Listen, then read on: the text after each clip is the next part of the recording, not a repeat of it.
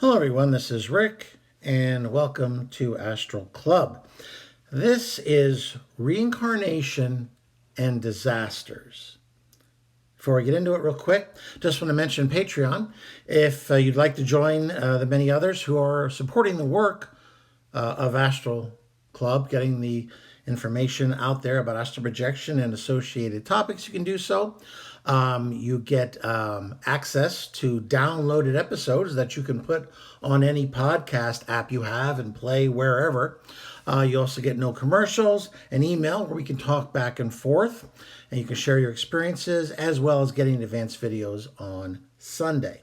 Next up, playlists. If you'd like to access the Astral Club playlist, it's available. I'm going to leave a link at the top of the comment page. Not only is there an Astral Club playlist with 200 some episodes, but there's also specialty ones like time travel, Astral Guide School, and space and aliens, if any of those topics are of interest. Okay, let's get started. Now, reincarnation is always a hot topic, and I got the idea to talk about it in relation to disasters because I had a question recently, and I wish I could remember exactly who it was, but I answer so many questions, and sometimes one of them sticks in my head, and I think about it much later, and I want to talk more about it. And of course, it was in relation to the tragedy that has happened in Syria and Turkey, and leaving many tens of thousands of people dead, homeless, injured, and it's a terrible tragedy. And the question was, why would people reincarnate if they knew that their life was going to terminate in such a way? But before I get into that, though, I just want to have a little disclaimer here.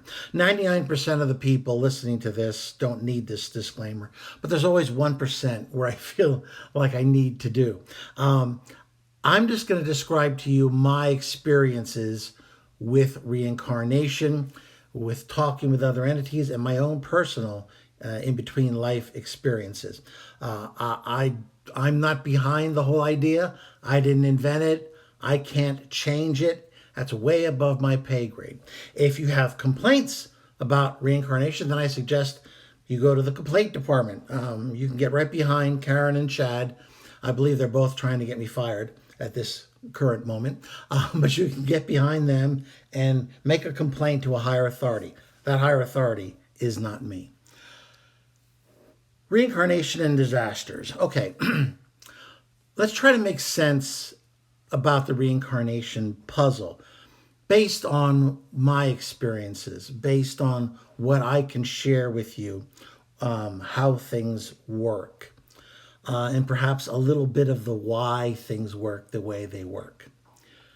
First of all, as anyone who's been listening to this channel long term knows, that I have 4 pre-life memories, not past life, pre-life. I was allowed to select my father, my mother. I visited her when she was pregnant with me at her place of work. And then I hurried to the hospital when I knew my physical body was being born. So I've got some of those memories. And I think it's more indicative of what I don't remember about that experience than what I do remember. In that I don't recall perusing or trying to review future possibilities. That never occurred to me, and I don't have any memories of doing that. And since anybody who's listening to this channel is pretty much aware that there is no such thing as a fixed future. There are probable futures based on where we are today, and then there are possible futures. We have free will. For instance, I've seen a number of instances of what will happen to me in the future, in this lifetime, and in other lifetimes. I even reviewed a time when I was to pass. But I don't have 100% surety of that event or any of those events because they're possible futures. For instance, if I wanted to dramatically change a possible future of mine, all I'd have to do is walk in front of a speeding truck because it's my free will. And I guarantee you that the future that I would end up attaining would be very different than the one where I sat in a chair watching TV instead of walking in front of a speeding vehicle. So it's important to realize that when you select a body, I remember having a general feeling for what my next lifetime would afford me. But that's all I had. I liked the feeling and the intelligence of both my parents. And those were some of the factors that I used to select them. But I didn't have an entire 100% layout of all the trials and tribulations and victories that I would have, because that was still in flux. Because there is such a thing as free will. Your future is not 100% determined. You can change it. We can change it as humans. So that's one reason why people might end up reincarnating in what to us seems to be very unfavorable circumstances. It's just that when we're evaluating things on the astral plane from that standpoint, we're not looking under a microscope to see what that life is going to be like on a day-to-day basis. It's much more of a feeling and much more of a comfort with those who are going to be your parents. Keep in mind, though, that there's also a percentage of people who incarnate with people who they had challenges with in a past lifetime, who they have to work something out with in this lifetime, or at least they feel they have to work something out from a past lifetime. That luckily was not me. The choices that I made because I believe they were the best parents for me for my next lifetime. But I didn't have a future laid out in front of me that I could have reviewed minute by minute. It didn't occur to me, and it certainly didn't happen. So that's one explanation as to why one might find oneself in a future lifetime that isn't quite what you'd like. Next up, and this is something that we as humans intuitively understand, but it's easy to forget. Do you recall the pain of a past injury? And I'm talking about 10, 20 years ago. You may recall breaking a limb or injuring yourself in some way.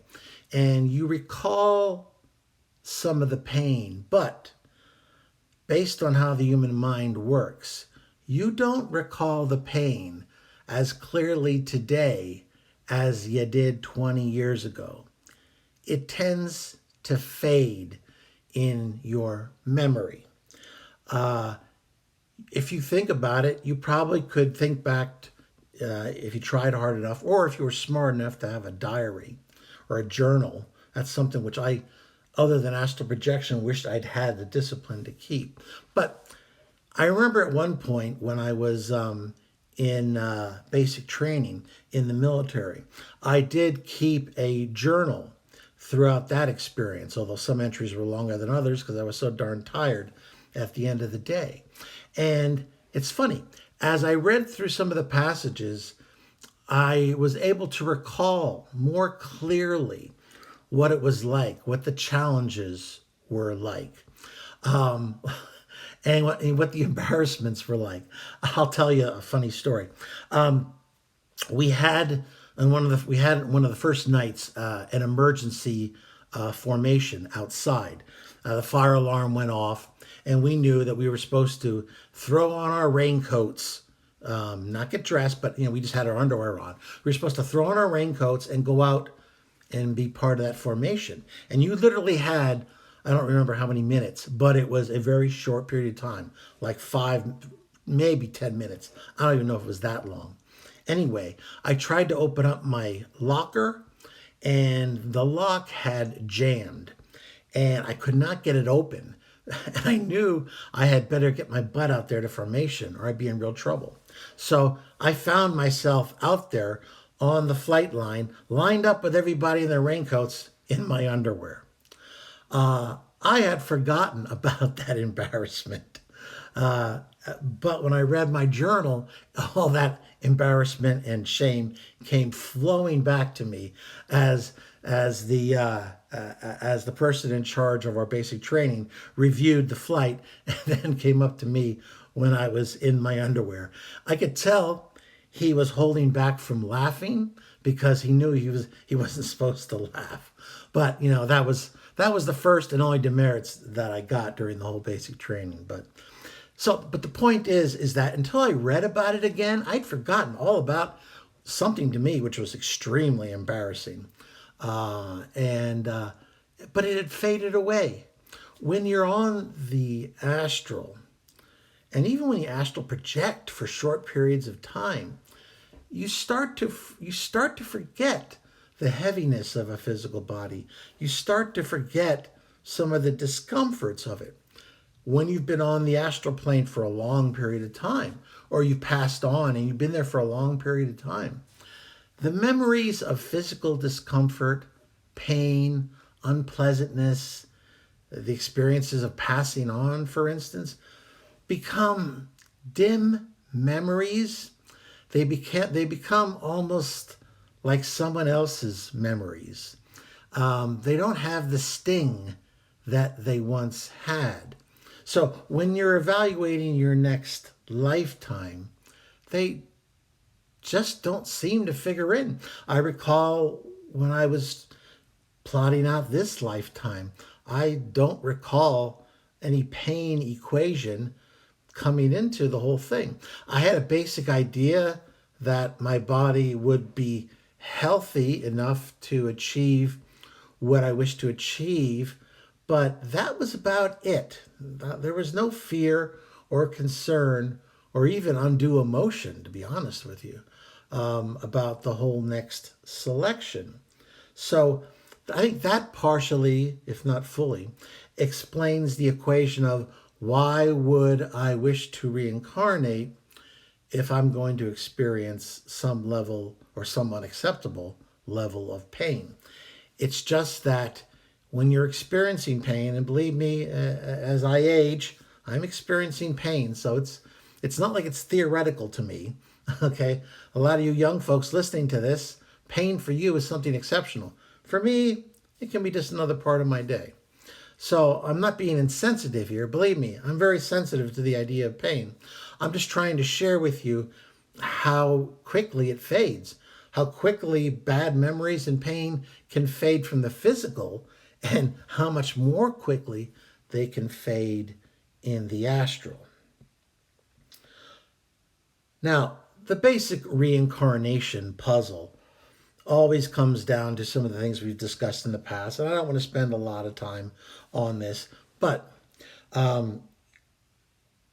when your physical body dies, the energy going to your astral body is severed. Your astral body is not you any more than your physical body is you. Your soul matrix, or you can call it an oversoul if you like, are the you that is permanent, that is immortal, not the astral body and not the physical. So when you're on the astral, you have periods of time, and it very much varies. Just like if somebody asked me, how long does a human live? I'd have to tell them, well, there's an average, but most people live longer or shorter than the average, which is how it became an average. So it works very much like that on the astral as well. A lot of it's based on how much energy you were able to accrue and hold on to from your physical lifetime and from other sources if you are advanced enough spiritually to tap into other energy sources. But at some time, you have to make the inevitable decision. Either you reincarnate back into a third dimensional body, whether it be on Earth or elsewhere, although the vast majority choose Earth again, because going to an alien planet is a jarring experience to say the least. In your first few incarnations, you end up being an odd duck. And a lot of folks aren't comfortable with that. So they usually reincarnate back into Earth again. Or there's folks that they love, folks that they have things to work out with. So Earth is the most common place to reincarnate. That has to happen at some time. Or you can elect to become a guide for a period of time, and that allows you to lengthen that time that you're on the astral. But eventually, you're going to have to either reincarnate again, or you're going to have to ascend to the mental plane. Now, the mental plane is, it requires quite a bit of development. And the vast majority of souls that are currently incarnated on Earth are not ready for the mental plane. And that's not my decision. That's just my experience based on the short time that I spent there. So, and I understand that there's a variety of people out there with ideas of an afterlife. There's a very large variety of beliefs about the afterlife, and it's not up to me to really get too far into any of that. Other than, yes, we know that typical Christians think you have one lifetime, and then you either go to heaven or hell. If that's what you believe, well, that's up to you. It seems a little simplistic to me, quite frankly, and a little unfair. Certain people are born in a lifetime better off than others, so why are we all judged the same? But, whatever. But I always do wonder one thing, though, and that is, if you believe that you're going to be in an everlasting paradise after you pass, or everlasting torture, I don't know what, either one of them, I don't know which I'm more afraid of. But think about it for a second. I used to travel all the time for business, and people would say to me, "Oh, Rick, you are so lucky. You get to travel." And I looked at them like they had two heads. I said, well, you like to travel because when you travel, you're on vacation. You're going to the beach. You're going to the mountains. You're going to your cabin. You're having fun. That's why you're traveling. When I travel, I'm doing so for work. And I'm not usually going to beach towns or whatever. I'm going to places that aren't necessarily garden spots, but that's where the business is. It kind of reminds me of the whole idea of paradise. I think the average person hasn't really thought that through. Are you really just going to, even if you could hang around for 1,000 years, just hanging out in a beautiful cabin, how boring would it get after 1,000 years? And I know people are like, I could never get bored of that. That's because you only ever spend a few weeks at your cabin fishing, or a few weeks at the beach, or a few weeks on a cruise somewhere.